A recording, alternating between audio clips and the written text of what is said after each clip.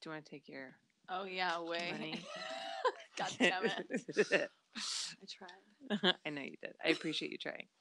Okay, you want to put your earphones on so you can hear yourself and the gravity of what we're about to discuss? Yes. I don't know how this works. I'm sorry. That's okay. Oh, will you take a photo real quick? Because if we don't do it now, I will forget to do it. Thank you. Hold on. I feel like the microphone's like in my way too much in my face. What do I do with my hands? I'm like a model. What do I do with my hands? Got me nervous. I was like totally cool, and then she starts freaking out, and I'm like, oh god, okay. You look so cute. You and your cute smile. You have such a cute smile. Okay. Hello. Hi. Hi, Ivy. How are you? I am wonderful. Thank you so much for coming. I'm so excited to have you here. I'm excited to have you here because I feel like you're a very different soul. You're like, what the fuck does that mean, you weirdo? I've heard that too often. I remember, okay, so let's talk about the first time I heard about Ivy Wolfe. I remember the first time I heard about you was when Mike Quasar, he said, this girl is amazing. She's going to be the next big thing. Mark my words.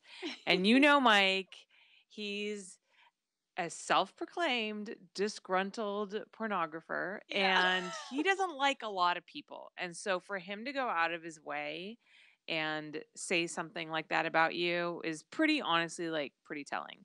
So I remember reading that and thinking, oh wow, like if Mike likes this girl, then she's got to be pretty special. Aww. I really did. I was like, okay, I'm like, let me look this girl up, because like, you know, me and Mike are friends and I trust his opinion.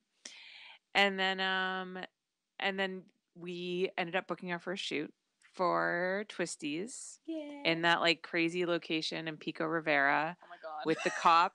And then do you remember when we met? Yes. I remember the horrible, god-awful thing I fucking said, and I still hate myself for it. Oh my god. No, you're so funny. But I feel like it's kind of like a private joke between us now. So, and I remember even when I said it like jokingly, but there was a part of me was like, fuck she's you. No, not fuck you, but like knowing that you were probably going to be a little bit mortified because we had just met. Yeah. So basically you were like, hey, you look really tired. And I was like, I'm just old. And then you were like, oh no. I know. And then I think the rest of the day you were just like, you were a little worried that I didn't like you. Yeah. I was literally mortified that I said that. I just walked in and I was like, oh my god, this woman looks like she works so hard and she looks so tired and I just want to hug her and like give her food. And it just came out like, you look tired. And I was like, oh my god. I know, but I was terrible, like the way that I responded to. I don't know why. I mean, I was joking, but anyways, I feel like, yeah. And so I was like, okay, I need to make sure this girl knows, like, I really do adore her, because our shoot was so awesome. It was. And we worked together several times since. You were Twisties Treat of the Month a little while ago, and you were amazing. And actually, I wanted to tell you, sorry, I'm just going to do that. Just like to put big things in your face.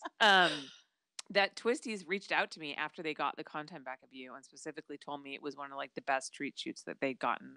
And I don't get a ton of feedback from them. I usually only hear if I did something wrong. Oh my god. So I was like, wow, they really like it. And it was so fun. It was very different than what they do. Yeah, because they've really taken this new creative path, which I really like. I really like that too. I really feel like we've been doing some super creative, awesome stuff, and they've been giving me a bigger budget, which has been great. So it's been really enjoyable for me to shoot.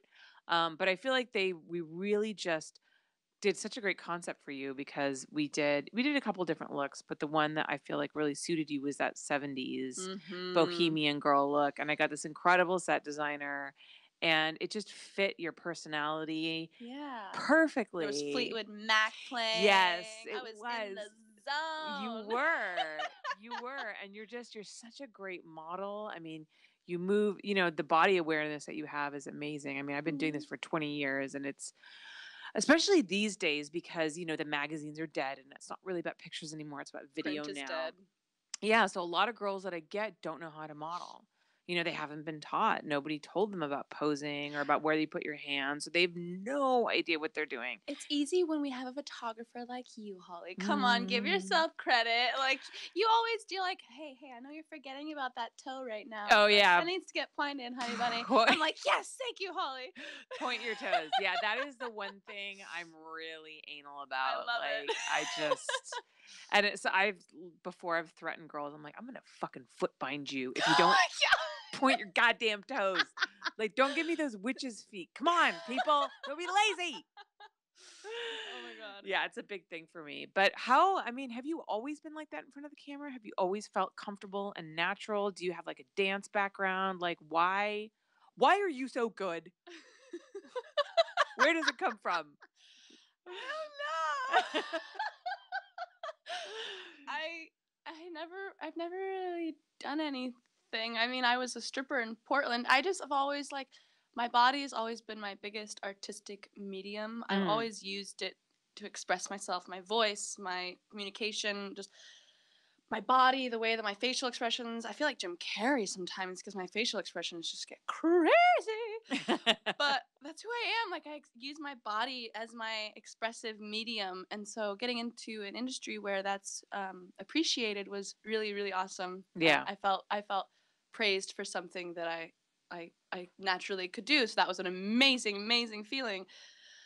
But I don't know.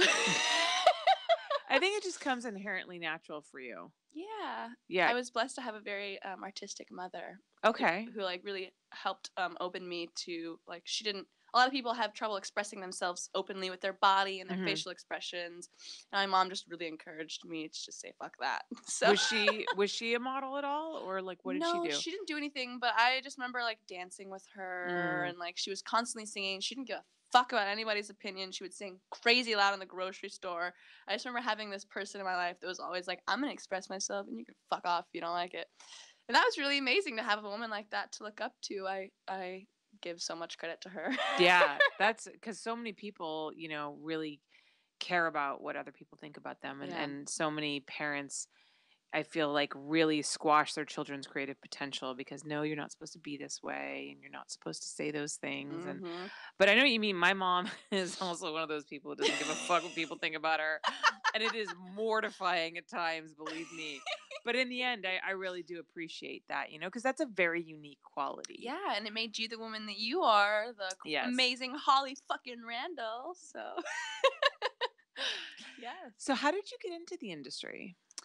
There's a few different stories that I usually tell. Are any of them true? And they're all true. My life is so complex, Holly. But you have no idea.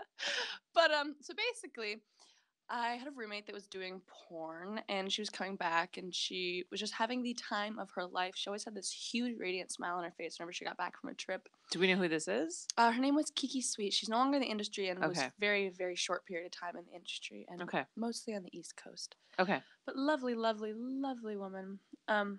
She was doing it, and she was telling me all these lovely things about it, and I was a nude model at the time. I kind of started on this shedding my sexual shame journey because I had always felt like I wasn't expressing myself properly, and I'm, like we just discussed, I'm all about expressing myself, and I felt like I wanted to be naked in photos. Like, I wanted to do that, put myself out there that way. So I was trying to get into Hustler magazine and Penthouse, and trying to get into the nudie magazines.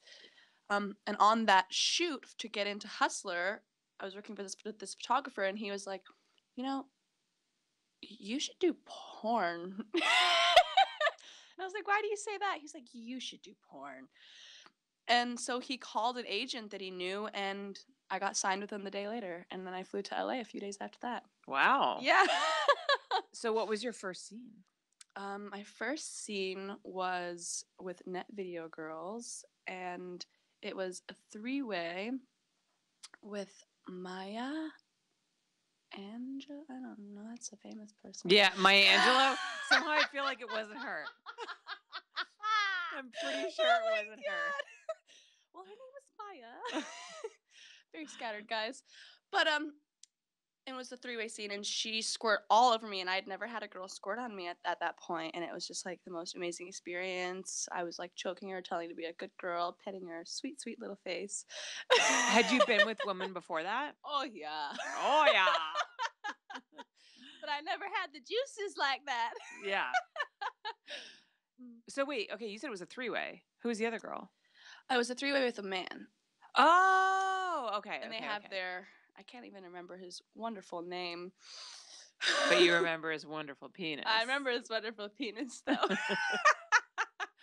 So, okay, so you did that scene, and did you feel like immediately like, okay, this is for me. This is what I want to do. This is the right career path for me. Yeah, I didn't even have to think. And sex has always been my safe space for me. So, like, some place that I could express myself without judgment, because usually that's where all walls just kind of fall away. Right. And it's just all about pleasure. You're not really thinking about, oh, well, I might look weird, or like, it's kind of like we're having fucking sex. Right. So I felt very comfortable, and I always think I look weird during sex. Not for everyone, maybe. No.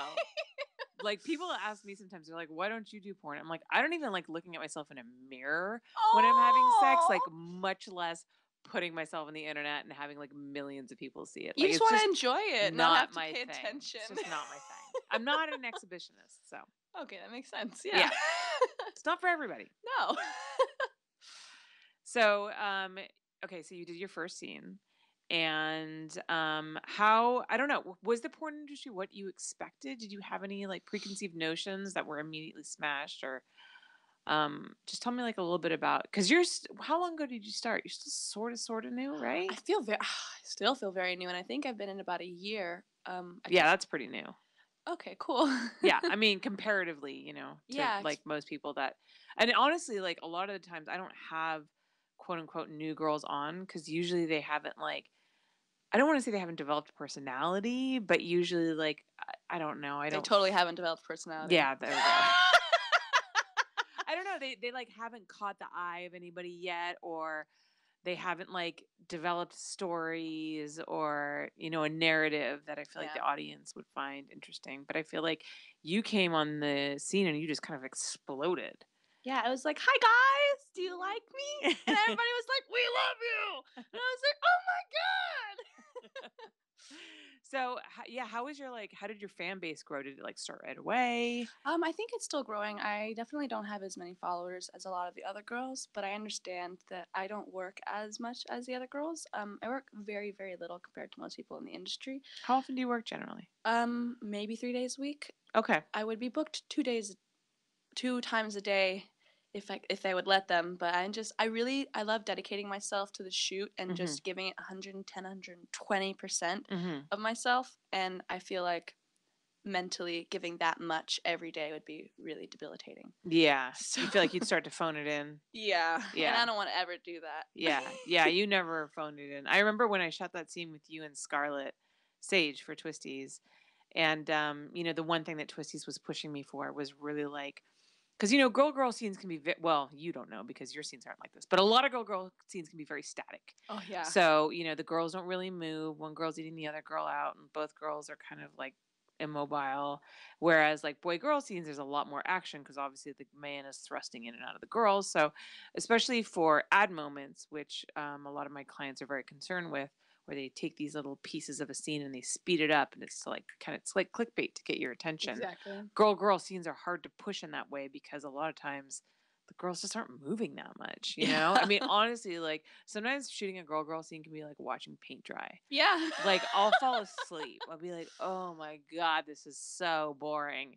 And just like the fake moaning and just, the half-hearted, it's just like exhausting. But I remember shooting you and Scarlett, and we were shooting in like this police station. It was so uncomfortable. I mean, you guys were on like these super hard metal desks. Yeah. And I remember, I think there was this one, and you were wearing like these big heels because you were playing like a hooker. Mm-hmm. And you got on top and you sat on Scarlett's face, and the way that like you were grinding on her and moving around in those heels on that metal desk, I just remember watching that and thinking to myself, oh my God, okay, this is exactly what Twisties wants, like all this movement. But second, like, how the fuck does she do that? Like that was one of those, there are many moments that I have where I'm like, I could never be a porn star because I could never do that, or I'd be like They do some crazy stuff. whining constantly. Like if you made me, like put me in that position, I'd be so uncomfortable, I'd be so miserable, and it'd be so obvious. That was one of those moments where I was like, nah, this ain't for me. Like I could not do that. No way. I adore you so much. I definitely I noticed a lot because I did a lot of research before I got in too. I had actually just started watching porn before I got in. Oh, really? I had never watched porn. Really? Yeah. Why is that? You just weren't interested in it? I didn't want to have some preconceived notion of what sex was. Interesting. I wanted to feel it and experience it and not have this like something holding me back. Like, oh, that might look weird. Like, oh, I've never seen that. Like, I wanted to just like. It's crazy that you were that self-aware at that age. I assume this is before you turned 18. Yeah. Because you're still like. I'm only 22. Oh, okay. I was gonna say like you're 19, right? What do I know? Everyone who's like under the age of like 30. I'm like, oh, you're still 19, child. right? When did you graduate? Like I'm so old. Yeah, I don't know. I was never really drawn to it. I definitely watched it like maybe once or twice in the very, very beginning of my sexual awakening. I still remember grabbing my mom's laptop and like sneaking up to my room at like 3 a.m. And feeling this weird feeling like, what is this? Like, oh, this is so wrong. Yeah. But then after that, I was just like, no, I want to like have my own sex, have my own experiences, and not have a preconceived notion of what it should be like. When you first watched porn, what did you think about it? Like, do you remember what you saw and what was your reaction to it? I saw a girl eating another girl out because I was just like, I've always absolutely loved women. And I just remember having this weird feeling like one of them wasn't enjoying it. Hence, watching paint dry. Yeah. I was like, I feel like that girl really likes girls. And maybe that girl's like, I don't know how I'm feeling right now. And I think that also later on, many years later, encouraged me to be like, no, we're gonna make that viewer know that we like this. We love this. Right. Do you ever get paired up with a girl who's not into it, and like how do you handle that? I make them into it. You just I make them into it. Okay, what does that mean exactly? I love people, and this might come off manipulative, but I feel like I am good at making people happy and like understanding them and what they might need day to day. So like if I get a girl and she's like not really into girls, but she's like here, you know, maybe she's had a shitty day or something, and that's making it even worse. I'll just really work on like lifting her up, pumping her ego, giving her so many compliments throughout the day, like giving her what she needs to like get that boost up, because she's just had a hard day and she's not really into girls, and she's gonna have to give a lot of energy to that scene because she's not into girls to make it a good scene. And I want her to like kind of explore and feel safe. So I just really like try and focus on making her feel safe with conversation, like maybe even adapting my personality to hers, because I can be pretty much anybody at any given day. So like maybe I'll be really soft and gentle, and then when we're having the sex, like maybe I feel like her personality is really submissive, so I'll be more dominant, but I understand that she doesn't really like girls, and her ego might take a blow if I just go super dominant. So I'll just be sweet and gentle, but like subtly dominant. And I feel like inside she's kind of like, I've just had a really great day with this person, like I don't really like girls, but this is feeling really good. And I feel safe, and I feel like I feel better. And so then you just kind of, I feel like it gives a better scene, because that girl's enjoying herself, you know. She's had this girl complimenting her and just talking to her and being so sweet all day, and then she gets in bed with her, and this girl's like just wants to please her, everything in her. Yeah. And she's kind of like, yeah, I don't really like girls, but shit, this is nice. Well, And it translates. Yeah. I mean, girls, all we want to do is feel loved. Yeah, exactly. We just want a lot of compliments and to feel loved. It's like guys are like, girls are so complicated. No, not really. No, not really. I know what you mean, though. I love like the psychology that you apply to it because I do the same. Like I read people at the beginning, and then I kind of will get an idea of how I need to be on set. With some girls, I'm a little more subdued. Like with other girls, I know I can say like whatever. Like I just kind of try to be careful and make sure that the girl feels safe and sexy, and that she can express herself in this environment. And exactly, and you get amazing content because of it. Yeah, I mean, and because you're awesome. Not always, but sometimes I try. I do my best. I do my best not to like freak them out. Yeah. I mean, that's the main thing. Yeah. Some of them are a little more skittish than others. Yes, that's true. Now, who are some of your favorite girls to work with that you feel like you have really great connections with? I absolutely love Kristen Scott. Yeah. She is like such a genuine human being. Mm-hmm. She's so easygoing, and nothing really throws her off. And she's super submissive, which is awesome. Well, I thought this was like evil glint in your eyes when you said that. Do you find yourself to be naturally more submissive or more dominant, or are you very much a switch? I'm very much a switch. Okay. I just don't get to entertain the dominant part of myself very often. And I really love submissive girls that have serious weakness. So I don't know. Interesting. If you're like in an actual relationship with somebody and it's not like just porn sex, do you tend to go one way or the other? I definitely go back and forth all the time, constantly. Okay. Like one day I'll be like, I'm a little girl, take care of me. Hi, I'm submissive. And then the next day I'll be like, all right, motherfucker, here's what's going on. Something's going up your ass, and you're gonna fucking be happy about it. Just, Do you find, I mean, are you even trying to date right now, or do you find dating more difficult or easier since you've gotten in the industry? I'm not trying to date right now, and I'm very open and polyamorous. I don't think that I'll have like a very dedicated, committed relationship for a long time. Just because I'm kind of on this journey that I don't feel like a lot of people truly take or take seriously. I'm a young girl, and as we all have probably felt the same, we've all been through a lot and been abused, and a lot of us don't take the time to truly get to know ourselves while we're young and gain that sense of independence and get to know ourselves and get intimate with ourselves and figure out what our real true needs are separate from anybody else's opinions and wants and desires. And that's kind of what I'm trying to do, is just really get to know myself to ensure that whatever relationship I do embark on, eventually I will be fully and completely okay in it. And I'm not going to bring my issues and my baggage to that relationship. You're very self-aware for somebody your age. I'm sure you've been told that before. Yeah. Because I remember when I was 22, I thought I knew everything. And now that I'm 40, I know that I know everything. No, I'm just kidding. That's how it goes, though. I feel like the wiser you become, the more you realize how you don't know shit. Exactly. Personally. Exactly. But that's really great that you have that self-awareness, and that like, okay, this is not the right time for me to be in a relationship because I'm still growing and learning and discovering myself. Because a lot of people will jump into relationships because they're afraid of taking that journey on their own, or they're afraid of the journey itself. Yeah. And they just want to cling to somebody and to feel safe. And you seem like somebody to me who is definitely not after, like, you're not trying to be safe. You're not trying to feel safe. You're trying to grow. I mean, it seems to me like you almost like to scare yourself sometimes. I literally purposely, I went on this journey. I've been on a huge journey of just sexual shame. The basis of it, the most basic way I can put it, is it's a journey of shedding my fears, because sexual shame is fear. And I was just kind of going through my list of fears, some silly, some not, some absolutely ridiculous.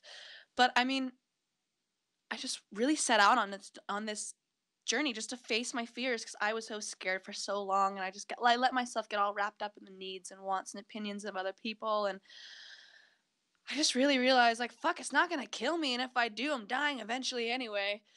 So I remember I swam with sharks, like, I think it was 6-7 months ago, because that was one of my biggest fears, was sharks. They just scared the fucking shit out of me, and I literally peed my pants. Like literally, the water changed. Like it was just I was gonna say, but got you warmer. can pee in your pants in the ocean. It's actually Yeah. okay. It keeps you warm. I felt so embarrassed. Like I was like, I don't think anybody knew. They definitely. The person I was with definitely knew, and they were laughing their ass off. But it's fine, whatever. What kind of sharks were they?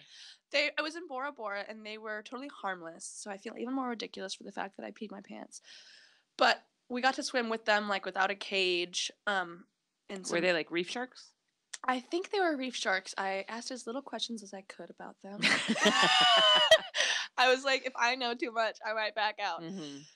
I don't know. It was just such an incredible experience. And I feel like pushing yourself and diving into your fears creates this, like, it opens other channels in your life because suddenly there's so many more possibilities because you don't have this fear holding you back and you feel empowered as a person. Yeah. You feel like you can take on more, so you can do more, you can accomplish more. Yeah. Which I fucking love.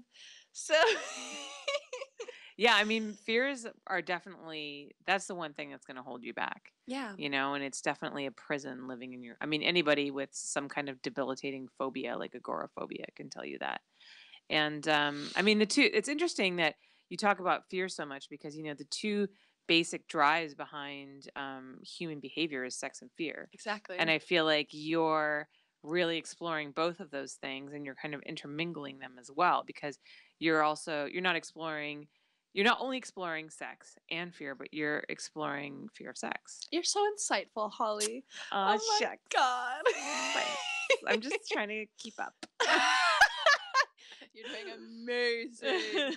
Like, wow, that's a beautiful, beautiful insight. And to tell you the truth, I really never thought about it like that. But you're absolutely right. I am doing that. I'm trying to get to the core of who I am as a person, and I'm trying to build this motherfucker right here. Like, who I am, I'm trying to build her.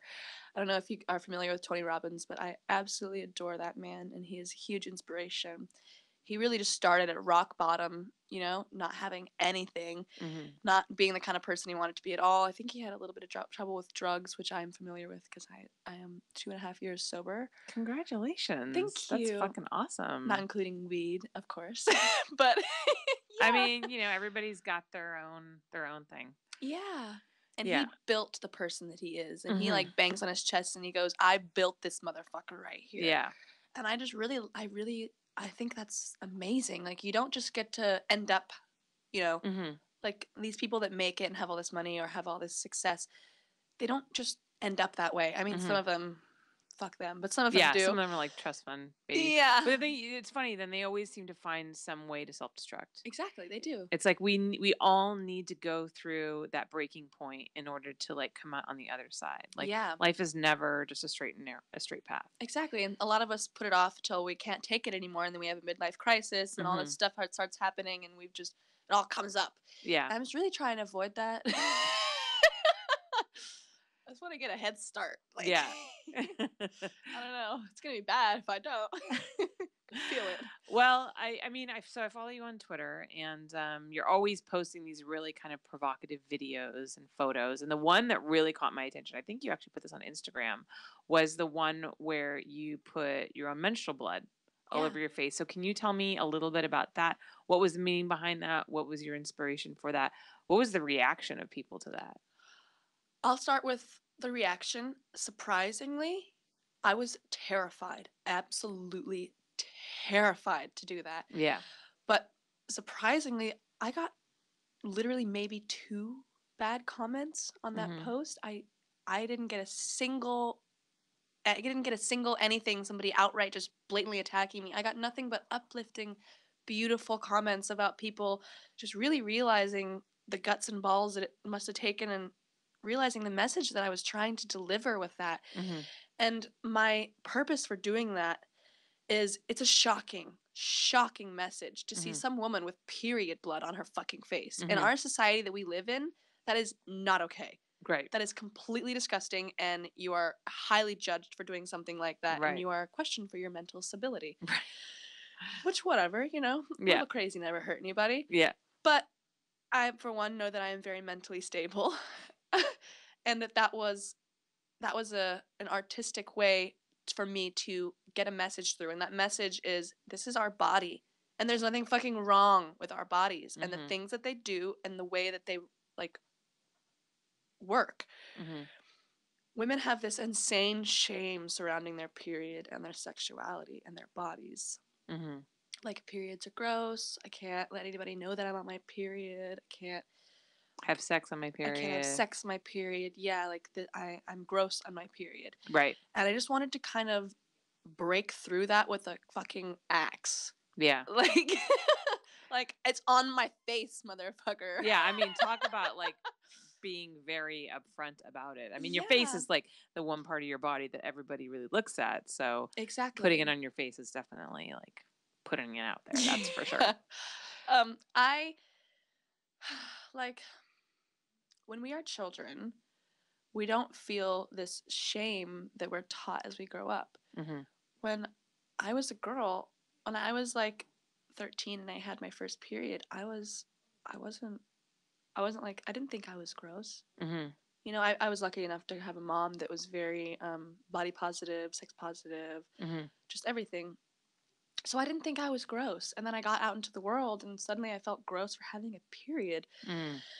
And I was like, fuck that. Yeah. I made art with it the same morning. I like made a pussy blood painting. Wait, after you first got your period? No, when I did the put it on my face Oh, and made okay. the post. Yeah. Oh, okay. I was like, wow, that's progressive. I really just wanted to get back to like the child that inside of myself that would Mhm. explore my body without any judgment, like Mm. or any preconceived notion of what's okay and what's not okay. Right. I wanted to explore myself without judgment. Yeah. So, you, I know, are obviously a very spiritual person. And I believe you spent some time in Ecuador, right? Yes. And what were you doing out there? So, and in Ecuador, I went to my first ever healing retreat. It was at a very dark time in my life. I had first come to LA and I was kind of swarmed with this materialistic, egotistical society Mhm. that exists here in LA. Where are you from originally? I'm from originally North Carolina is where I was born. I am from Washington where I was raised. Okay. And I moved from Portland. Just to clarify, this is the, I see there's so many different, like, oh, she's from Portland. And I'm like, no, I'm not, but okay. But basically I went to Ecuador because I just really needed some clarity and I follow my impulses. That's kind of what I'm all about. Abraham Hicks, somebody that I really love. They do a podcast, actually. And I was really inspired by one of them. They said, follow your impulses. And so that's kind of what I've done my whole life is just follow my impulses and not look at it with this preconceived moralistic opinions of others' view.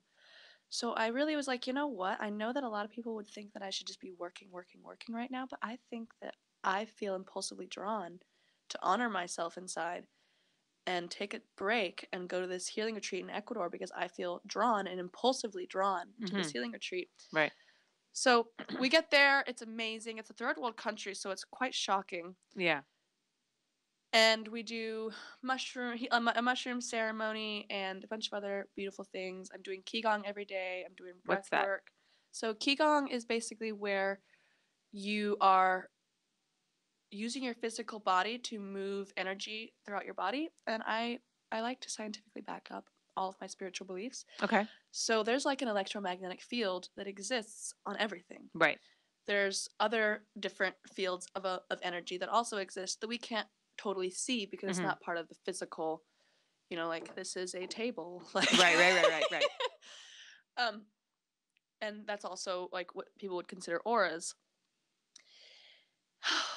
I have short-term memory loss. And I just forgot what I was saying. You were talking about the thing that I forgot how to pronounce. It's Qigong, yes. Qigong, yes, moving So- energy fields. Yes, so it's using your body to move energy throughout your body, just get it moving, get it flowing. And we were doing that all the time. We were doing meditation, heavy yoga. Really just getting the energy and the thought processes that I'm having so I can properly process what I'm thinking about going. Mm-hmm. And during that trip, because it's in a third world country, I really got to get away from the society, the egotistic, materialistic society that I had come to in LA, which was very different from what I had left in Portland. Mm-hmm. And taking a step back like that, I realized I don't care about expensive purses. I don't care about expensive cars. that's not me. That's me caring about that because I feel like I have to have this to be accepted and to get love. But Mm-hmm. I don't actually care about those things. Right. Me, separate from everyone else. Right. So I just surrendered to that thought. Like I don't have to care about these things anymore. Mm-hmm. Even if it's scary and even if people don't accept me or look at me as highly because I don't show up wearing this purse that has this brand on it or in a car. That was really insanely beautiful. So I was so inspired by how much I changed in Ecuador. My depression after I left Ecuador, I didn't feel it. Mm-hmm. My anxiety that I had really bad, I didn't feel it. Mm. I was given all of these tools to upkeep that feeling, this blissful, no depression, no anxiety feeling. Mm-hmm. And ever since then, I've just been so, oh my God, I just feel so light and beautiful. And How long ago was this? oh, I think that was like 4 months ago, around 4 months ago. Okay. 5 months ago, not long at all. Okay, so not terribly long. Do you find like the anxiety and the depression creeping back in at all? Yes. Okay, but you feel like you've learned some tools to help keep it at bay. Yeah, and I'm constantly trying to find new ones. Mm. Just like I don't mind battling. Well, life And is a struggle. yeah, and I wanted to provide that as well. I was so inspired by this retreat in Ecuador that I wanted to provide the same experience for other people, and especially provide a safe space for people in the industry, because there are so many girls dropping off because they are committing suicide, because there's so many pressures from so many aspects of the materialistic, egotistical society in LA, the pressure, all the people, all the like, you know, I bless our fans' hearts, but some of them don't think before they talk, and they bully these girls, and there's just so much that goes into it, and it's really hard to find a safe space as a sex worker, Mm-hmm. and I want to provide this place Right. where it's just safe for anybody, Right. no matter who you are. Yeah. I mean, life is difficult enough as it is, and especially in modern day life. I mean, you know, we have so much coming at us at all times with, you know, social media and the internet and all that kind Yeah. of stuff. So I feel like today's youth, like, I mean, studies have shown that anxiety, suicide rates, depression has skyrocketed in our youth. And I think a lot of that has to do with, I think the internet has created this like sense of immediacy in us where we feel like we immediately need to achieve these goals. We immediately need to respond to this text message or this email. We immediately need to be famous, you know, like the Yeah. whole like you know, just get on a reality TV show and all of a sudden you're famous without like having had to work for it for Yeah. many years. And the, you know, social media giving us this sense of inferiority that we've got to be like this person who isn't even like the person that they're trying to show that they're like. Yeah. I mean, I tell people all the time, I always joke, I'm like, oh, if you look at my Instagram, my life is like amazing. It's not that amazing. Right? I have tons of problems. I still cry sometimes. Yeah. I mean, my brother's dog shit all over my bedroom last night. Woke me up at 3 a.m. and I had to fucking clean it, and it was horrible. Oh my God, you're amazing. You know? Yes. And I was just like, this is awful. But so I guess my point is so all of these things that are happening right now anyways, and then you look at, you know, girls in the sex industry and sex workers, and you're so much more prevalent now and so much more exposed now because so before the internet came along, you know, you could be a porn star, you could do a couple of scenes and you could maybe like slowly kind of fade away because the only people that are going to see you are people who buy VHS or magazines or whatever, and these are physical things that can be lost, can vanish, like, you know, can be, I mean, fuck dude, VHSs stretch out if you watch them too many times. So it's almost like you can kind of disappear. But now with the internet, like everything there is there forever. And there's this culture around constantly, you know, regurgitating people's past as well. So like you really can't get away from it. And you know, with social media, just all these people, everybody has a fucking soapbox now, and everybody's opinion too. And everybody can contact you and tell you what they think of you. People that would normally never be able to ever get your attention, would never be face to face with you. And it's like hundreds of thousands or millions of people, and suddenly you're subject to all this constant judgment. And not only that, but you are working in the sex industry, and we know that people have a serious fucking hang-ups about sex. Yeah. And America, right? right? Yeah, mostly America. And so it's all of those things. And then especially too, a lot of these girls are so young and they haven't even like developed, their sense of self, their Yeah. confidence. There's And they're having all these voices screaming at them where they're just trying yes. to find their own. Right, exactly. And these people judging them about, how they're making a living. And it is harder these days to make a living than it used to be. Oh, yeah. I mean, back in the 50s, by the time you were in your 20s, you had a stable job, you had a pension, you had a fucking house, you had kids, like you could buy a house. Yeah. Nobody can buy a house anymore. Mm-mm. It's insane. Yep. So it's like we just put all this intense. So with social media, we put all this intense pressure on people about who they're supposed to be. You're supposed to be this by this age. I mean, the whole Forbes like millionaires under the age of 30 or whatever the I fuck it is. know. It's just like this obsession with youth. And then on top of it, you're living in this economy where it's like almost impossible to achieve those things. Yeah. So it's like all of these Setting things. up for miserableness. Yeah. That's not a word. Misery. Misery. It can be a word now. Yeah. I got so emotional. That's the great thing about the internet. I mean, woke wasn't a word before. Now it is. No. And I do think that the internet is a beautiful tool. And that's what I'm trying to use my platform as, definitely. Yes. That's why I'm really glad we're talking about these amazing topics. And you're actually giving me some beautiful insights and reminding me of some things that I had forgotten about. So thank you. Thank you. But yeah, you're right. There's a flip side to it. So there's obviously all the negative side to it. But on the other side, social media and the internet has been an incredible platform to push progressive change. I mean, look at like all of the issues that we've been forced to confront face to face, transgender, people who've been, gay people who are coming out. Like you've got all the judgment but you've also found this massive support group, and people that are willing, and all of these people that thought they had something wrong with them or they were into something weird, find that there's thousands of other people that are like them. So it's also been an incredible tool to bring people together as well. And it's a great platform for people like you who want to share a different kind of message. Yeah. And challenge the status quo. Yeah. And I think that's something that we should all think about a little bit is like, what are we influencing people to do? Like the stuff that we're putting out there, we do have the ability to put good stuff out there. Mm-hmm. What are we influencing people to do? Are we influencing, like there was this, I can't remember his name. Oh, it's Prince IE on Instagram, and he's amazing. If you guys want to look into him. He recently did a video where he was like, they like, how there's social media influencers on Instagram, like you're a social media influencer, you're Instagram famous. Mm-hmm. And a lot of them, I look at their profile and I just don't know what they're influencing people to do. Is it to look like you? Is it to have your clothes? Is it to travel all over and not seemingly work a job? Is it to get fucking butt implants? Yeah, right? Thank you, Holly. I'm sorry, dude. The butt implant thing's getting out of control. It is. I mean, some of them look glorious, and it's your body, ladies. But if you're going to post stuff like that, you should also post, like, think about what you're influencing people to do, because think about the life that you're living for yourself.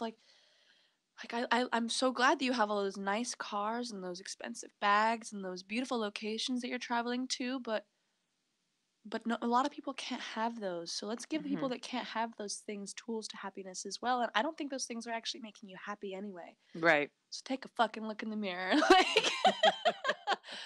I don't know. I think this world is enveloped in consumerism. It's hilarious to me. It is. It is. And it always has been, but I feel like maybe now it's like at warp speed. Yeah. But also too, I think that people are becoming woke to that. Yeah, exactly. I mean, people are starting to see that, and I think there's a shift. It'll be really interesting to see like what like the next generation's going to be like. Yeah. Because I feel like I mean, information's now coming out like so much faster than you could ever imagine. So I do want to make a note on the body modification thing. I don't ever want any women listening to this to think that I don't understand them, because I have gotten body modifications. I've gotten lip injections and under eye injections and cheek injections. Oh girl, I need Botox like there's no fucking tomorrow.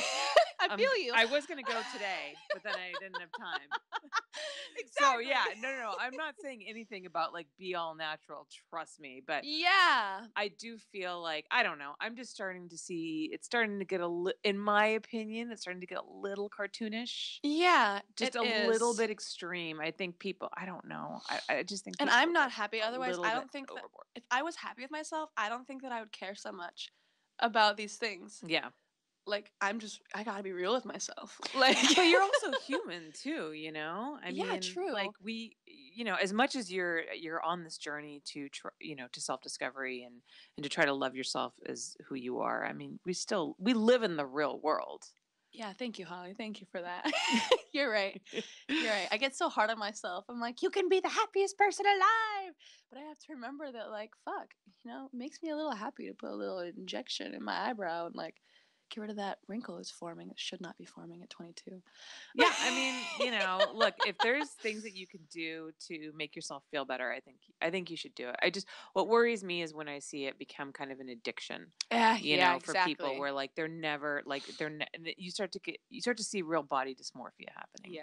Where people are, what they see in the mirror is not a true reflection of how they look, and then they're just never happy. Exactly. And they have to And constantly it's so get more and more evident. and more and more and more, and it's just like you were beautiful before. Yeah. You know? Exactly. When you get so far from what you used to really look like, that's when it's Yeah. like, wait a second, I liked your real face a Yeah. lot. Yeah. So, But it's your face, so you do what you want. yeah, exactly. I guess my issue would be is for people who are constantly doing stuff to themselves and it doesn't make them happier. Exactly. That's when you might want to re-examine why you're doing all of that. Exactly. Yeah. So so I want to talk about this retreat that you want to build, right? Yes. Tell me a little bit about that. So I fell in love with Ecuador. I'm so sorry. I guess I got all distracted. That's okay. I'm a very scattered person. That's okay. We can go on tangents. It's not a problem. Okie dokie. I was so inspired by my experience. I really felt like I was reborn as a person, and I shed so many of my issues, and I just kind of awakened. And I really wanted to provide that for people because I feel like we're at this highly important place in humanity and in the development of humanity and civilization further into the future. And a lot of things are being neglected and not focused on enough, such as loving ourselves and connecting to nature, connecting to each other.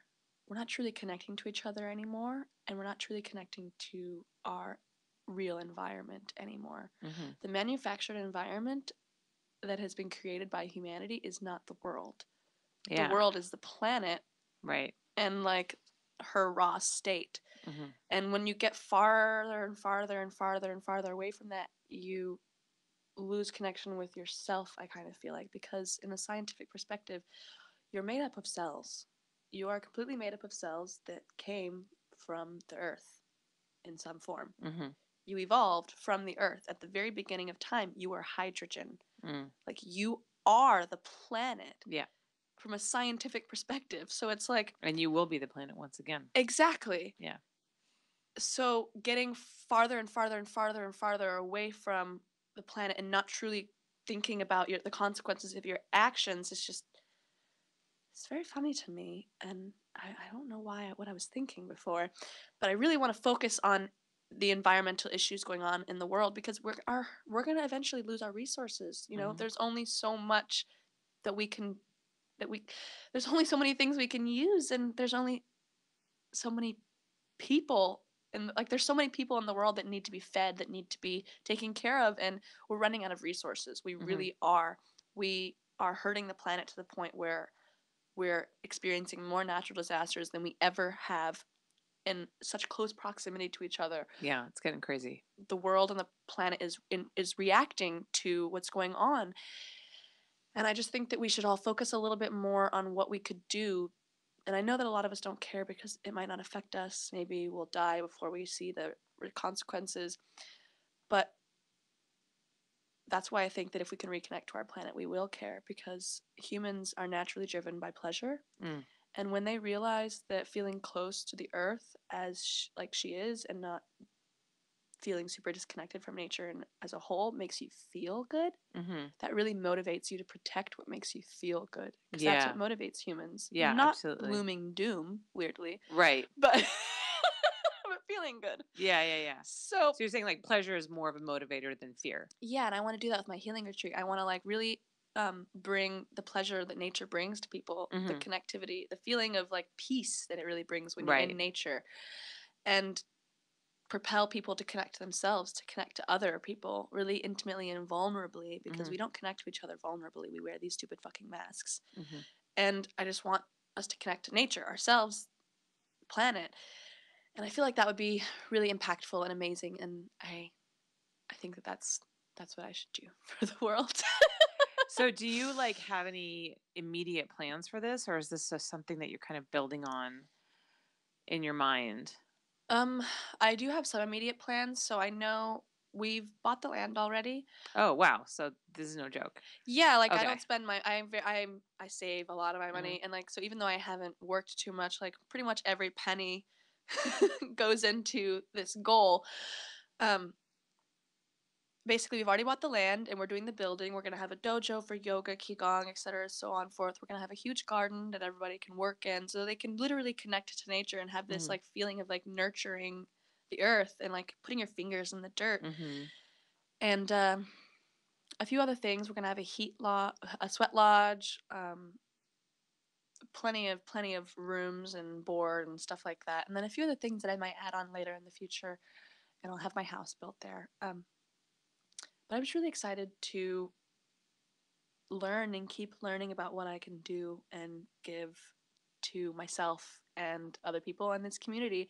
And I do think that I have been very negative in some aspects in this podcast, but I think that we are on the right track in the world and that we're moving perfectly in accordance to what we're supposed to. I know there's a lot of bad things going on, but I think we have to remember that a lot of bad things happen before a lot of good things. Well, and that's very true. And also too, the media focuses on all the negativity as well. Yeah. That's what sells. Yeah, Because exactly. fear sells. Yeah, exactly. You know what I mean? It was interesting. I was listening to a podcast with it was on Joe Rogan, and god damn it, I can't remember the guy's name, like Steve Pinkerton or something like that.